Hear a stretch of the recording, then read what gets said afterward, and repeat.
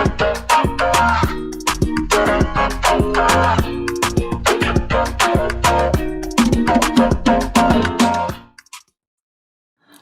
up, everybody? Welcome back to our channel. I'm Bree. And I'm Evan.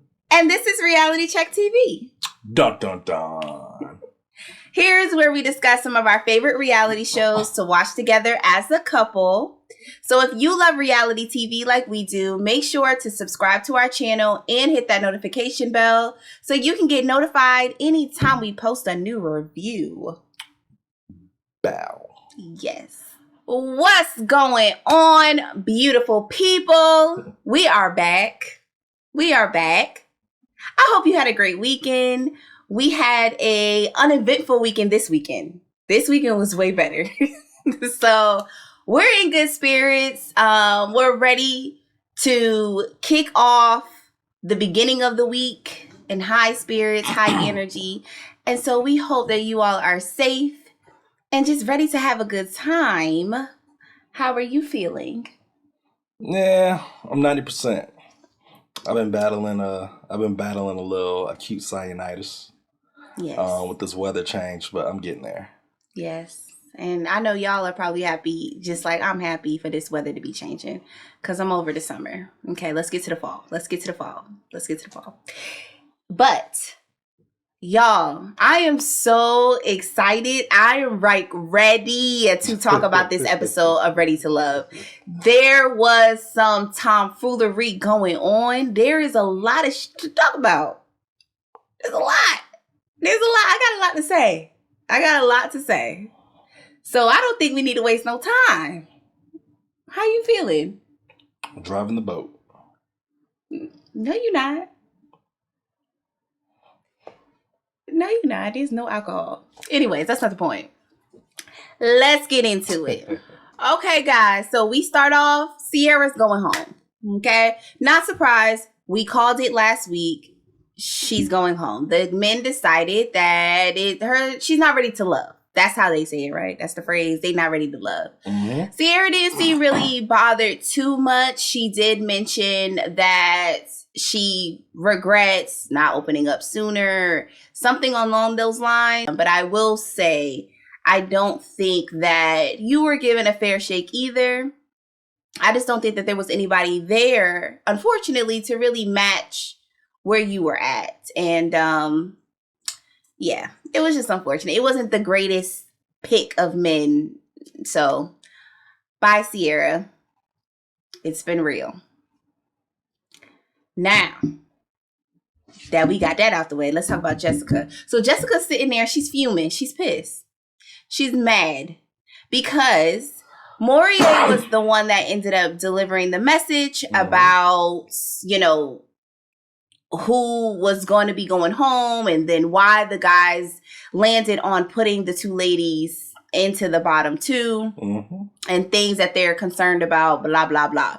Well, as we said last week, it was reported back to Jessica that a lot of the men feel like she is combative or can come off combative, right? So she was pissed, rightfully so. Do you want to take it from here before we go? Yep, Evan's driving the boat.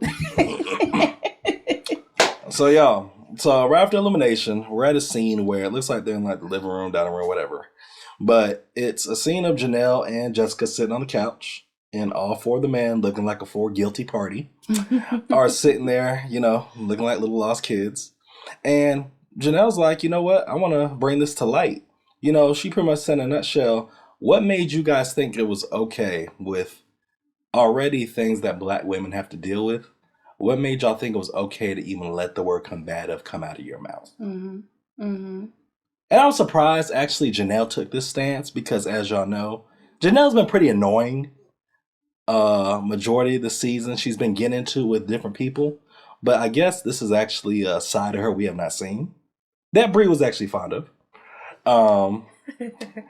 But, I find it funny because as soon as she asked that, it's like everybody just felt, it's like all the guys were in shambles. First person to speak was Phil. And he let it be known that, look, this was not the consensus. It was one person. Well, because Janelle kept using the term y'all. Yeah, like, why did y'all? And so he's like, wait, ain't no y'all. Yeah. Y'all know how black people are. Black people like, ain't no y'all. Yeah. So Phil said that was not the consensus. He said it was not me. Q said it was not me. And Mario was in his confessional talking about it. Pretty much letting us know that something we all know, which was Chris did say it. And Mario got up and walked off. And I just find it so funny because you can see on the camera, Chris keeps making eye contact and he is still sitting there quiet as hell. Like, dude, just say you said it. Like, you're literally letting all these other guys get in trouble by their connections because these women are looking at them like, did you say that shit? Like, just say it. Because after Mario got up, Q started to speak about what happened and whatnot. But, it's so funny because after that, Chris came to give some bullshit response, pretty much saying, yeah, people feel this way, people feel that way, we need to move on, blah, blah, blah. Go ahead. Why you say go ahead? I was listening to you. No, I just find it funny because that just reminded me, like, folks, like I used to, before IT and engineering, I used to work at a summer camp. And the funny thing is, times where me being a supervisor and having to go to these middle school kids because somebody did something. And I'm like, so which one of y'all did this or that? And everybody's just sitting there quiet, looking at each other. And it's like, so y'all all want to go down for the rap. Cool. That's what it was. Like, Chris looks so stupid right there, bro. He's literally just looking like oblivious. Like, dude, just say you said it. Like, we all know it was you. We all know y'all have issues. Just take the rap. So I have a couple of points that I want us to hit on this topic, right? Because then we're going to move away from the infamous combative comment, right? But there's a couple of things to dissect here. Number one, let's start off with I want to start off with the least important. That's what you said about you not expecting Janelle to be the one to initiate the conversation, right? I'm actually not shocked. I'm actually not shocked by Janelle being the one to bring it up. Mm-hmm. One, because her and Jessica this season, it seems like they have formed some type of friendship, right? Despite how I feel about Janelle. Don't like Janelle. Mm-hmm. But, I always say a broken clock could be right twice a day. That's how all that works. Mm-hmm.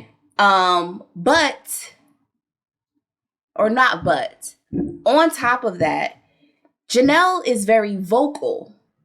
So Janelle doesn't come off as the type, and she hasn't portrayed this all season like she a punk. Now that I will give her. She ain't no punk. Like, she gonna speak up when she feels like something is going on that she don't like. Right. And again, that's her homegirl. So I actually would have been shocked if she didn't say something because Janelle has a lot of mouth. So I expected her to show up in this way at this time. Yeah. So that's my comment or my opinion for the Janelle thing. Second part. Let's start with Morier. My issue with Morier. Yes, you were the one that was voted. I don't even know how they come up with who is the person that's going to be able to deliver the messages to these people when elimination comes. But however the process is, you were the one that was chosen to deliver the message, right? And so you have two women in front of you that you are supposedly having strong connections with. Yes. Jessica being the strongest. That has been the most consistent. That has been the one that you continue to circle back to. I feel like at this point of the process, we're past friends, or I should know at least the basics about you, right? And at this point, I should be really coming on stronger and making my intentions very clear as far as leaving this process with you. Yep. So I cannot for the life of me understand why Morier would get up there and deliver the message the way that he did. Right. I feel like there's a way to say what was said in the men's lounge or in their circle because they're in the house There's a way to say that, but then at the same time, make it clear that that ain't how I feel. Yeah, and to go with that, before I let you sound off, you could have clearly said that and still defended her. That In the is same, the point. In the same sentence, you literally could have said what they thought and do. Yes. And the thing is, some of the guys that may have had that opinion, but it was just Chris. Right. You clearly could have been like, that's what they thought. You're my connection. But I'm going to tell you this.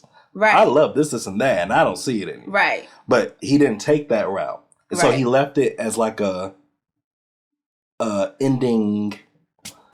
He didn't like leave it up for like any type of discussion or anything. Like, it was one of those things where it was like, that's all he said. But you got to realize, if you're her connection, she's hearing this message come from you. Mm-hmm. You can say all you want, I don't believe it, but she's looking for you to say something in front of everybody. Right. While everybody's right there, and you did not take that route. Right. Something, I don't care if it was even something as simple as, one comment that was brought up is that you were labeled as combative. Now, I disagree with that. It's something that easy. That's all you had to say. It was that easy. You could have easily defended her in that moment to make it clear to her. Like, it's like F the show, right? Like, I don't care what their process is. F that. If this is somebody that you have a genuine connection with, I don't understand why you don't go off script and be like, now, I need you to look at me. This is not how I feel, right? So that was strike number 1 with Morier for me. He was doing some dude pleasing right there. Well, I'm going to get to that in a second. That was my first issue, right? You, in that moment, the way you delivered the speech or delivered the message to her. My second issue, once we wrapped up, elimination is over. Everybody goes into the house. Everybody's sitting in what looks like the living room or in front of the fireplace. And that's when Janelle is the one to initiate the conversation. It shouldn't been Janelle to initiate the conversation. It should have been Morier. As soon as they walked off and elimination is over, Morier should have grabbed Jessica and be like, let me talk to you for a second. And that is when you take the opportunity. If you didn't take it during the ceremony, this would have been a prime opportunity for you to make your intentions and your allegiance to her known. And that is my problem. Like, I am big on what's one of the most important things to me? Security. You got to have my back, because security also means you got to have my back. Loyalty is everything to me. If I am sitting here and I'm building a connection with someone, but you couldn't even defend me when I'm not in the room, and that's my biggest thing. Like, I needed you to go harder when she wasn't in the room, because that is telling. So that was strike number 2. You didn't take the opportunity to rectify the situation right after the ceremony was over. Strike number 3. When we're all in the living room talking and Jessica asked, like, who said it? We going down the list. Everybody is just basically denying it. And Chris lies. Like, he lies. He literally lies and said he did not say it. And then you're in your confessional and you're like, basically you not snitching. I'm gonna take 2 seconds to talk about snitching, because y'all really got the game real effed up about snitching. Y'all really got the game effed up about snitching. That's because y'all ain't really no street dudes, and y'all out here using street lingo and you don't even know what it means. That's not snitching. One thing, your priority shouldn't have been a homeboy or some type of male alliance, because that's how he justified it. He was basically saying like he's not going to throw another man under the bus. And once again, this is a dating show.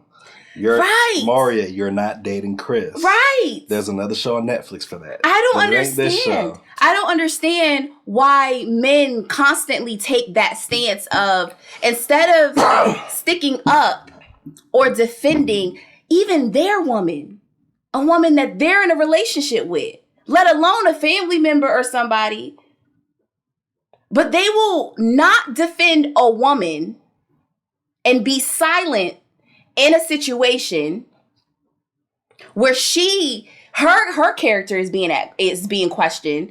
Instead of defending her, you want to keep your allegiance to this random man, this random dude. Well, what'd you call him? What nickname did you give him? What did I say? The man baby? The man baby? I said man baby, or is that what you're talking about? Yeah. Yeah. Like, you gotta address him as man baby. Moving forward, I will be addressing him as man baby, of course. But it didn't make sense to me. I have a big issue with that. I think that men constantly take the stance of this whole fake ass bro code, even when it comes down to what's right and what's wrong. By you standing up and saying, hey, Chris, like, is there something you want to say?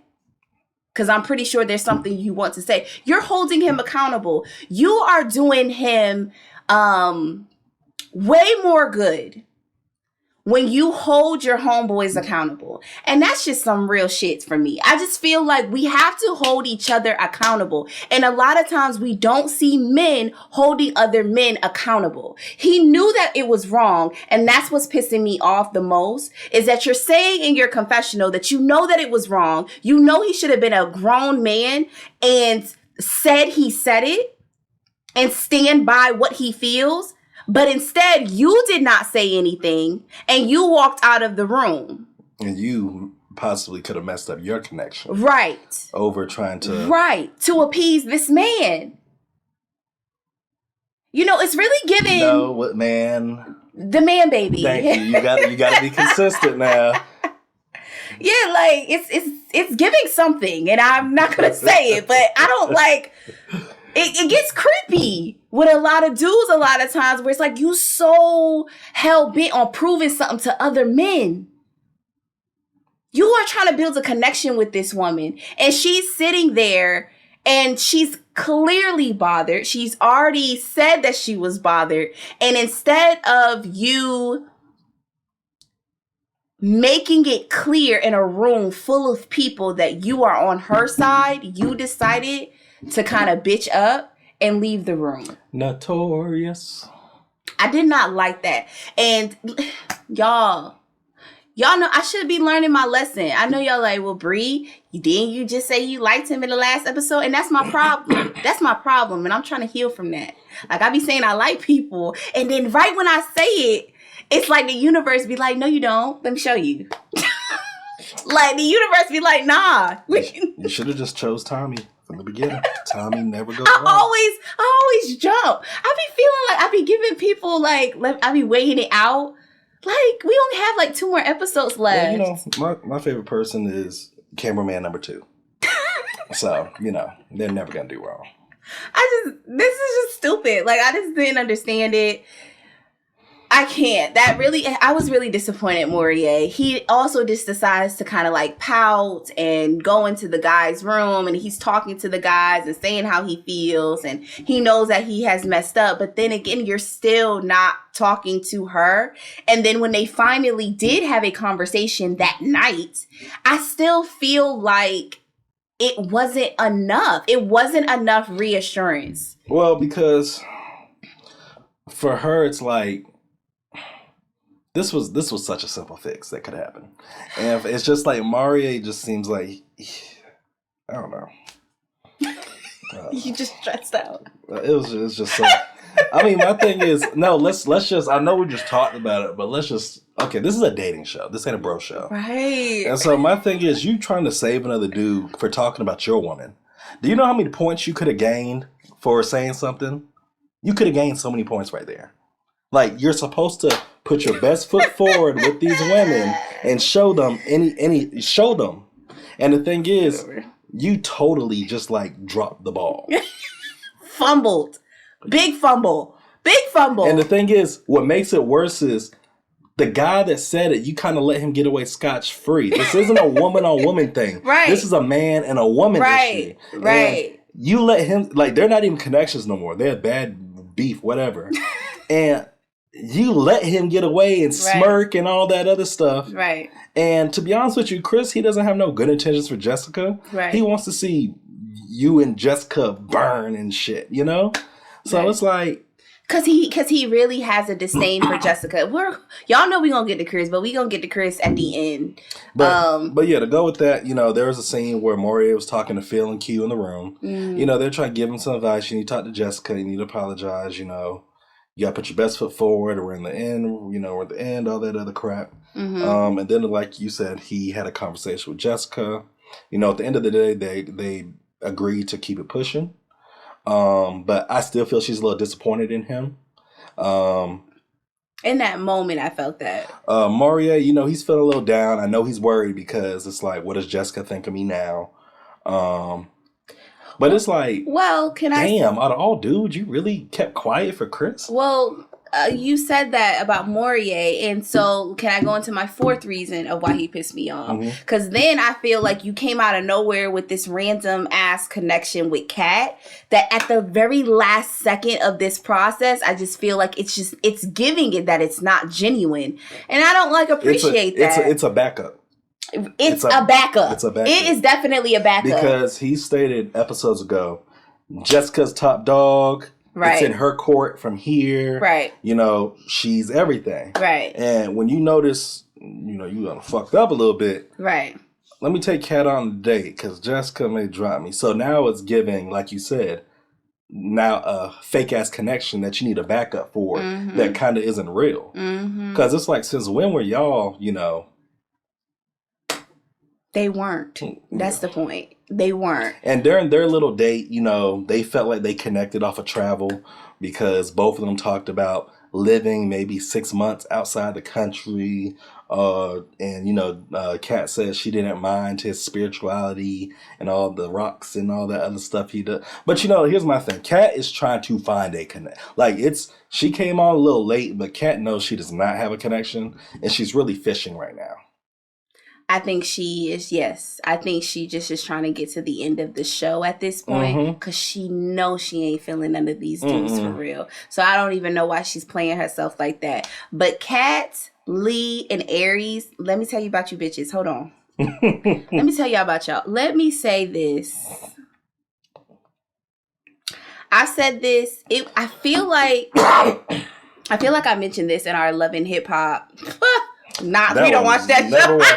We don't watch that show. Never mind. Sorry, scratch that. Love and Marriage. Love and Marriage. We mentioned this I mentioned it in one of our Love and Marriage Huntsville reviews from this season, episodes ago, right? And I say, I'm a girl's girl. So my biggest pet peeve with other women is when you do not believe other women's experiences and you try to disregard them, right? So again, if we are both in a place or whatever and we see something completely different, you have a different opinion about it, you experience something different, that is totally fine. But what you cannot do is insert yourself into a situation and tell me what I experienced. You can't do that, right? So, and it really comes into play when it's dating and men, because I feel like that's where I get so aggravated with women that come to cape for men that clearly do wrong in situations in their relationships.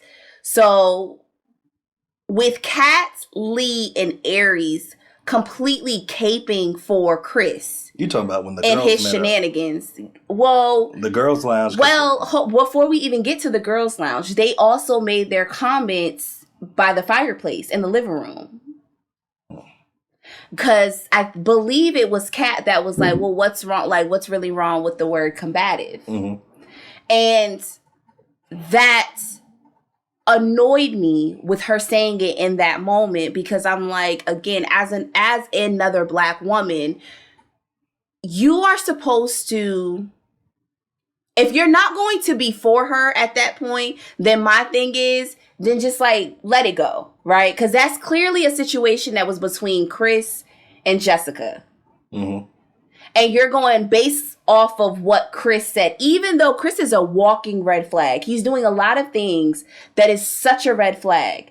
And a lot of the things that he says to the women, it's clear like, this would put you at pause. But when you're too busy trying to be a pick-me, when you're too busy trying to get chose, you ignore a lot of that, even when it comes to what the other women are saying. And then in this scenario, on a show like this, at any type of dating show, you have a short amount of time to build a connection with another person. So I think that it is in your best interest to pay attention, not just how a man treats you on these dates, but pay attention to how he talks to the other women. You have to, because this whole process is, I said that it just goes fast. It's escalated. It goes really, really fast. And so you have to fit in what really should be like at least a year of really getting to know somebody and really understanding what makes them tick and understanding who they are as a human being and how they exist in relationships. You don't have that amount of time to be able to do that. You don't have that privilege. You have this short amount of time to make these connections, and you have to make them fast or somebody else will eliminate you. Yep. Right? So for you to only go based off of what you are experiencing with this person, I don't think that makes sense. That's just my personal opinion. Right. And when I'm dating in the real world, or when I was dating in the real world, I definitely paid attention to how a man not just talks to me, but when we're out to eat, how are you talking to the waiter or the waitress? Do you open doors for the other women that are coming in and out of a restaurant or whatever place that we're at? How are you treating your mom? Do you have any female friends? How are you treating them? How are you treating your sisters? Like, how do you treat the other women around you? How do you talk to other people? Not even just women, but how are you talking to other people? I think all of that is important, and you have to pay attention to that. And I cannot get with women in particular that ignore other women's experience. Okay. All right, y'all. Let's talk about Lee, Janelle, and Q. Whatever little triangle we think that is, I don't know. There was a little scene where Q and the guys were out fishing. This was in the morning, and the girls later came down and followed. And there was a time when Q caught a little tiny fish. And he was interacting with Lee. They're having conversation, talking about, your fishing skills, blah, blah, blah, blah, blah. She's trying to spend some time because she's still trying to see how Q feeling, despite, Janelle has this man with his ankles locked to a shit. But anyways, they're having a good little time. And what do y'all know? Dun, dun, dun. Janelle comes outside. Her spidey senses are tingling. Oh, babe, you caught a fish? Babe, did you catch a fish? Oh, we gonna be eating good tonight. And so Lee's face just dropped. Because, Janelle's going to make sure you cannot have no time with Quentin. I'm not super mad at Janelle moving as if Q already belongs to her. Mm-hmm. I'm not, it annoys me. I just don't like Janelle. But, it's giving a little bit thirsty. But I just feel like Janelle is doing more of the chasing. Yeah. I get that. I was like, is it just me? But no, I feel like she's doing more. I sense that. Yeah.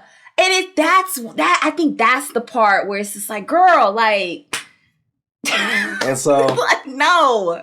And so, to stay with this group, so later on, Q and Janelle, they go out on their little, I don't know if you call it a date. They just had dinner. I don't know. Mm-hmm. But, nothing really to see here. They have their connection. Oh, one thing I want to bring up. Q asked her an interesting question that he's very curious about. Mm-hmm. He asked her, how does she envision them with conflict resolution within their relationship?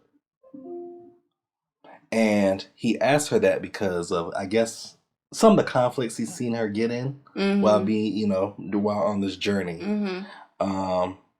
Her big thing was talking about being able to communicate. Mm-hmm. Being able to listen to one another, all that, lollipop stuff. Mm-hmm. Because he's fake paying attention to how she treats other people. Yeah. And that's what I want the women to do. And while to stay with Lee, this was an interesting little situation. Her and Chris had a little moment out of nowhere because, Chris is fetching for somebody as well because Jessica's out the picture. It looked like they were like on a little bridge by the water, and Chris tells her, he tells her he has a gift for her. Before giving her the gift, he was giving her all the nice words, talking about her spirit, her aura, her her personality, everything, trying to warm her up. And then he gave her some sandals for a gift. I don't know if he's trying to buy her at this moment, but I kind of feel this is a little late. I don't take them serious. I do not take whatever connection they think they have serious at all. Can I say, listen, y'all, just hear me out. Y'all gonna disagree, but let me just hear me out. Y'all know that episode of A Different World where Gina had to wear the shoes that her boyfriend that was beating on her got her, like he was forcing her to wear these shoes? Okay. A Different World is my favorite show. So I'm saying that to say, I just always find it weird anytime men buy women's shoes, if they're not like sneakers, but like anytime men buy women's shoes that they're not in relationships with, it gives controlling. Like, I don't know why. I don't know if it's because that episode just kind of like scarred me, but it gives like manipulation. It gives controlling because it's like those shoes were ugly. And I think that's what it was. Because, in the episode, the shoes are ugly. Yeah. And that's the point. Like he's trying to control what she wears, what she does. Yep. Like, I hope y'all have watched A Different World. Like, if y'all didn't, y'all might not be my people. But it just it's always weird when I see that happen in like life. So I was instantly turned off by that too. I didn't want to talk anymore to him. I find it to be weird. And I know a lot of women will disagree with me because they're like, you don't want to receive gifts and shoes from men. And it's like, I'd rather you say, let me take you shopping. If it's really on that. Like, and again, I'm not saying that men cannot buy women's shoes. I'm talking about when you're not in a relationship with them. And that's one thing. I mean, my thing is, I understand the gifts. We watch many shows where guys bring gifts. Yeah. It seems like the common gift is flowers. When you first, or something sentimental, yeah. But Chris's to me screamed desperation. It screamed, I need somebody to go to the end with. But if it wasn't all of the signs that we have of who he is prior, and then also how the episode ended, it really reeks of what I'm saying. Like it's just such a red flag. It gives controlling, manipulation, like. I just don't like it. You could have given her any type of gift. But the shoe thing, I don't know. I didn't like it. It was a turn off. But Chris as a whole is a turn off. Like, this is ridiculous. Like, I cannot. So short and simple, DePhil and Aries, they've been rocking for a little bit. The infamous kiss they had outside the restaurant. But I found it interesting because Aries brought up one big thing to her that I feel Phil may have been in tune with or may cut him off guard. She talks about stability. She's really looking for her next partner to, be stable. She has 2 sons. Yeah. Yes, she has a great job, but she needs a great representation for her sons. And my thing is, they did a flashback too, where Phil's talking about all the different business ventures he was doing. Which Aries says she was kind of concerned about because he made a comment like, I did this, did that, now I got to try to get a 9 to 5. It makes it seem like you don't know what you want to do and it's all over the place. So your money may be all over the place. Right. I don't fault her for that because, some certain things mean more to certain people. Like, we're allowed to have preferences. You're allowed to have preferences. Just don't bash nobody along the way, but you can have your preferences. But I just find it interesting how this is going to, I guess I would say if it'll take a toll in their connection. Because it seemed like he was when she brought that up, it seemed like he didn't want to talk about it too much, to be honest. I don't know. It's giving broke. Y'all, it's just giving broke. It's giving... I'm in my 40s. I don't know what to do. I am not financially stable. Yeah. So, to go with feeling Aries, me and Bree went on a walk earlier in which I brought something to her attention. Well, I kind of vented something. What gets me in the dating world right now is how people, and I'll say majority guys, because I'm a guy and I have friends around me, associates, so I've seen some shit. Folks will literally go after people and not have the tools or whatever the person's asking for. I thought you was gonna say not shit. Oh no, I'm not gonna go that hard. That's his favorite term. But it's like, for example, Aries is asking for security. Yeah. She has 2 sons, so there's extra stuff that is needed. And it's like people who don't have the ability to show that you can be secure, show you can be a man for some children, all that stuff, they still go after these people and waste their damn time. It gets me how, and like I said, majority guys, because like I said, I got friends, guys I went to school with, I've seen it all the time. It's like they go after women, and these women are asking for certain things, and these guys know they do not have it, or know they have no interest in having it, but still do it, still go after them. And then it burns, and they're looking like, I don't know why. But prime example I gave Bree too was, professions. There's some people literally have a certain way they want to live, so they go after a certain type of person. And like I was telling her, I've ran across guys where it's like, I'm not saying no names, but drop the names. No, I'm just kidding. We're not dropping our names. This is very old. Like this was like when I was. It was like probably like when I got out of college or something like that. Somebody from back in high school. He was on the dating apps and stuff, and he would brag. I already know who you're talking about. That's why it's funny. He would brag to me about these different girls he's matching with, getting numbers, and he's bragging about what they do. Like, oh, she's a psychologist, or oh, she's pre-med, she's a biologist, she's a chemist, blah blah blah, and everything he's talking about is pretty much like monetary, what she brings and whatever. And it's like I'm sitting here like, okay, what about you though? And for me, I wasn't trying to be, hard on him or anything like that, but it's just like, you're over here wanting a full ass doctor, but you over here just working in the factory. It doesn't align. No, there's a big monetary gap, and there's a big gap when it comes to expectations. I mean, baby, the world, Black Twitter, Black Instagram, all of us was having this argument, I think, at the beginning of the summer with the whole truck driver or bus driver debate from Ebony K. Like, shout out to Ebony K. I love Ebony K. But that's not the point. We've had this argument, right? Especially when it comes down to dating someone that may be out of your tax bracket, or dating someone that is in a certain profession. Yep. We've had that debate, but there's so much to unpack here. And we're not going to unpack. We're not going to unpack all of this. But in a nutshell, some of these dudes want to be taken care of. Oh, they want to be taken care of. Guys, let me tell y'all, guys want to be bad bitches. they want to be bad bitches. I'm with you on that. Been saying that. Period. I'm with you on that. But I do want to address one part, though. One thing I do want to dissect. And I said this to him earlier when we were walking and we were talking about this.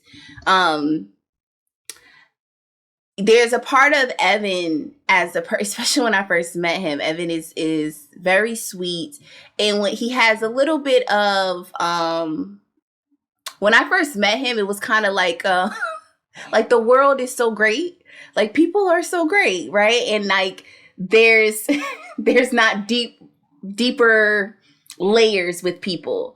And I don't want to say naive, but I will say a little bit. It was like when it comes to certain topics, though. So don't make that face, because you agreed. When it comes to certain topics, you did agree. And I said I wasn't shocked that he had this stance of, and I think it's the first part of the line with, these guys know they don't have A, B, and C, to be in this relationship, but they do it anyways, knowing they don't have it. And I was like, well, that's you assuming that everybody has self-awareness. And not everybody has self-awareness. That's like, let's start there. If we're talking about relationships, I think that's like top 10 issues. A lot of people lack the ability to self-reflect, self-analyze, and really work and build on themselves, especially before they get into a relationship. So that's my first part. The second part is we're not going to act like, and y'all know we stick to, a lot of times we stick to just talking about the Black community because we're Black. And so this is what we kind of know. But in our community, it seems to be a thing of the expectation of a Black woman right now, right? And there's a billion statistics out right now. And for the last few years, as far as us being the most educated within our community, now we are, a lot of households, like we are the ones that are bringing in the income. We are the ones that are in our careers. And again, just statistically, and we don't need to go into each detail, but we recognize that. And so I just believe that it is almost expected for the woman, especially the Black women, to just hold it down, right? Even though Aries has been saying how much security means to her, Phil was still ignoring it, clearly, right? Because you're still not saying anything to make her feel secure. Like, you're still not saying, well, listen, like, yes, I have tried these different businesses. I have tried these different avenues and blah, blah, blah. But this is my plan. This is my 5-year plan. This is what I'm thinking of doing. And this is how I'm going to make it happen. Mm-hmm. I think it's the reassurance part that a lot of times men miss. It's like you have to, it's less about just how much money you're making in the moment, but it's also you just being stagnant. That's like I'm not gonna speak for all women, but I will say that seems to be the biggest issue. I know for me, it's like, it's not that you are the truck driver or you're this entrepreneur and you're trying all of these businesses or whatever. It's the fact that, what is your plan? What is the reassurance? Like, are you going to just continue to just ride this wave? Mm-hmm. Like, he said he went back to a 9-to-5. Okay, like, is your plan to then get out of that? Are you trying to get promoted at your company? Like, what is your vision? How do you envision taking care of a family? It's the reassurance that I feel like a lot of times men miss. We want to be reinsured. And you have to follow your words with actual action now. Like, it just don't stop with the reassurance. But that's a big part that I feel like they miss. And I don't know. Like I said, it was a lot. It was a lot that he said. And it's a lot to dissect. But I think those were the 2 points that I did want to mention in this particular scenario, is that just like with the Morier situation, there was no reassurance. Jessica needed to know that you had her back. And Aries needs to know that, okay, if once we leave here, like, what you're telling me is real. That's one. And then 2, like, actually tell me, like, be specific about what your vision is, where you're at right now. Because she still doesn't have a clear understanding of what you're doing right now. Right. We don't have a clear understanding of what you're doing right now. Right. And that's a problem.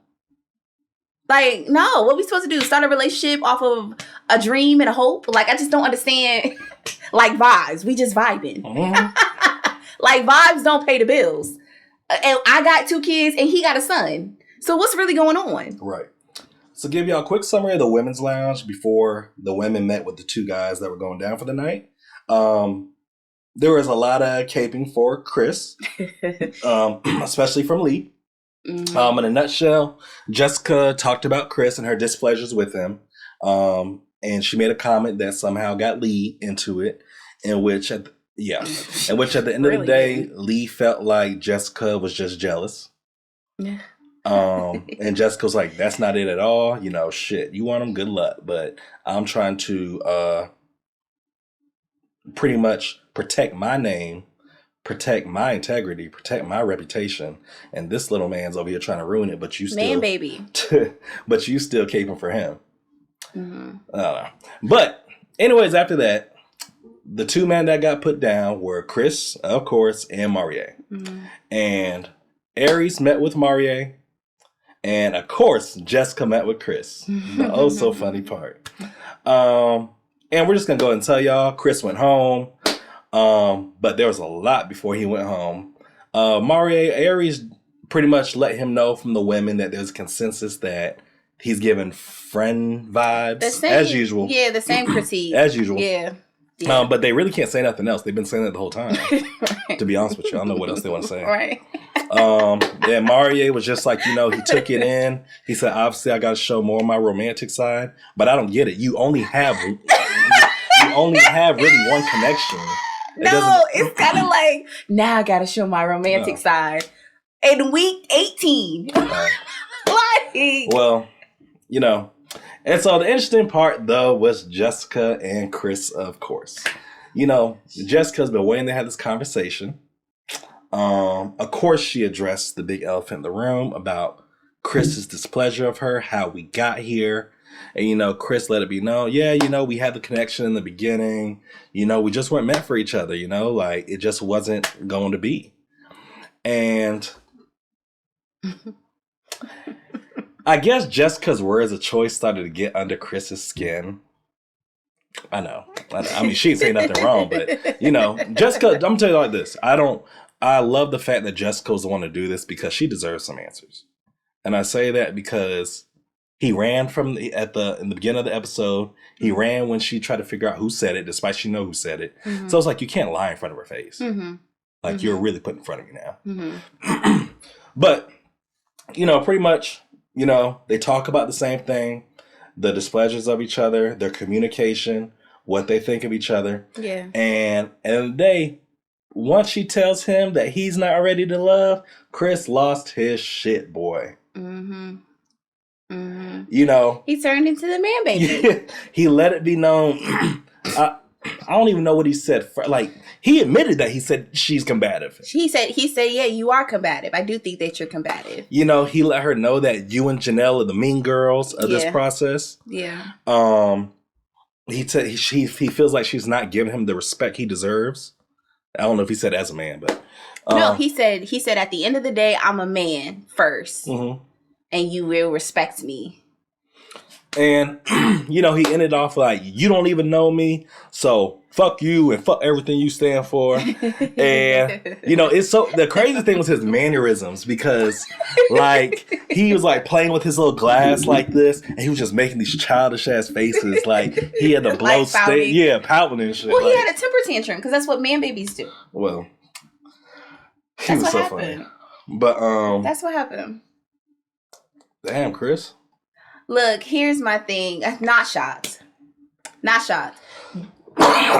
You okay? Mm-hmm. Not shots.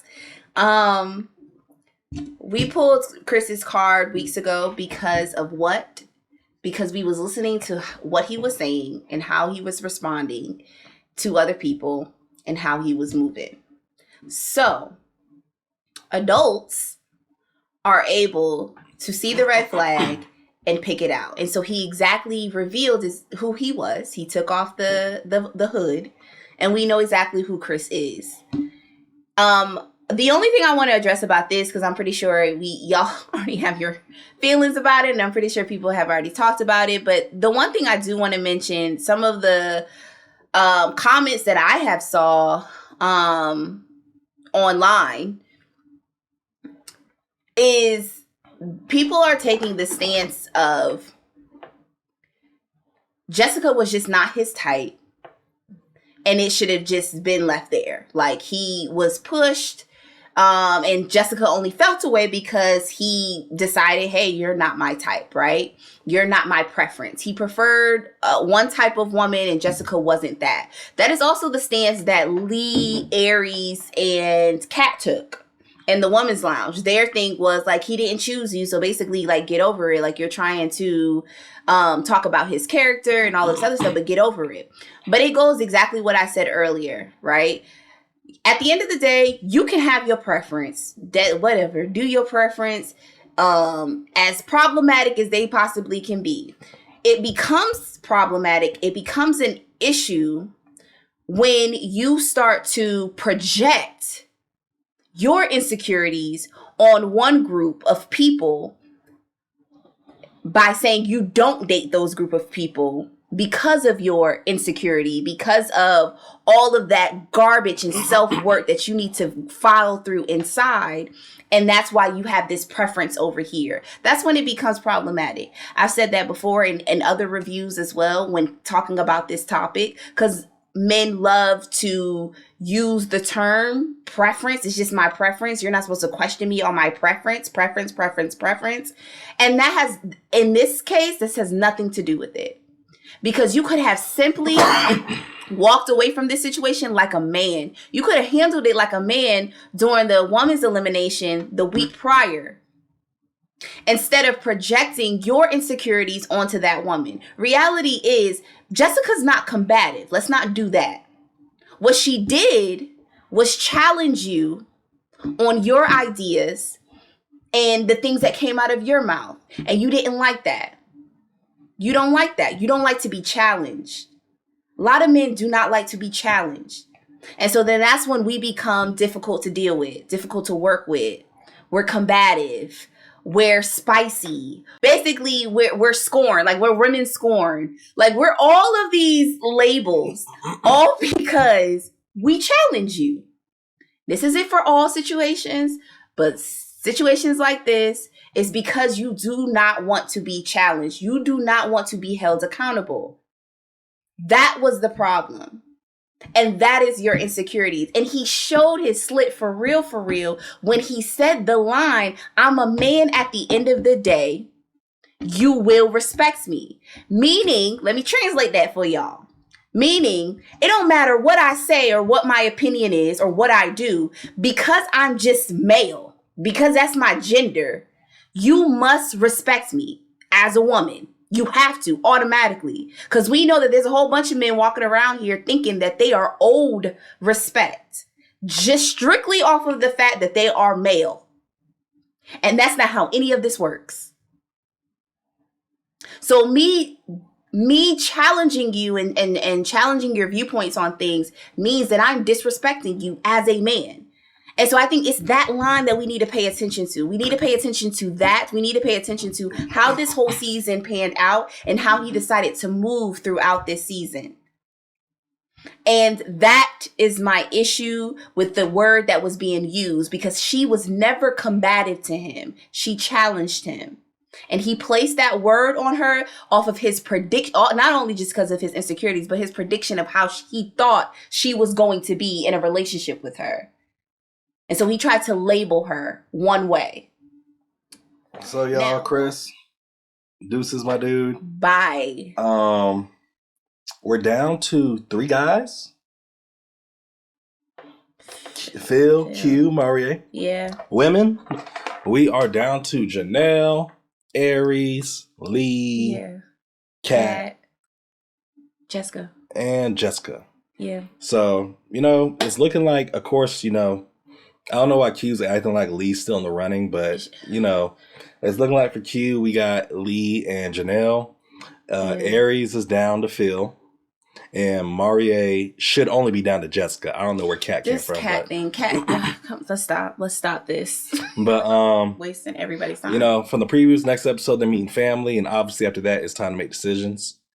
So it seems like we at the home stretch. Yeah, quick predictions. This is what's gonna happen. Evan and I had already talked about it. Aries and Phil, they are going to choose each other at the end of the day, but then at the reunion they gonna break up, or it's gonna be said that they broke up because she found out what was really going on with his finances. Mm-hmm. That's one. I'll do Marie's. Go ahead, do Marie. Marie is going to choose Jessica, but at the end of the day, they're going to come to the reunion and say, we're better off friends. Yeah, like we all knew. Yeah. And then we have the infamous Q and Janelle. They are definitely going to choose each other. That is going to be a thing. Now, at the reunion, will they be together? I don't know. I'm not sure. I'm shocked that you're saying you don't know because you I'm think 50-50. because you think Q there for booty. Yeah, but I'm 50-50, shoot. I mean, I don't know. I can feel you on that. Well, we gonna see. Mm-hmm. Like you said, we only have 2 more episodes left. I feel like that's what would make sense. Yeah. And next week is a woman's elimination, so we'll see. Mm-hmm. I think Lee's going home. By the way, putting that out there. Why would Kat not go home?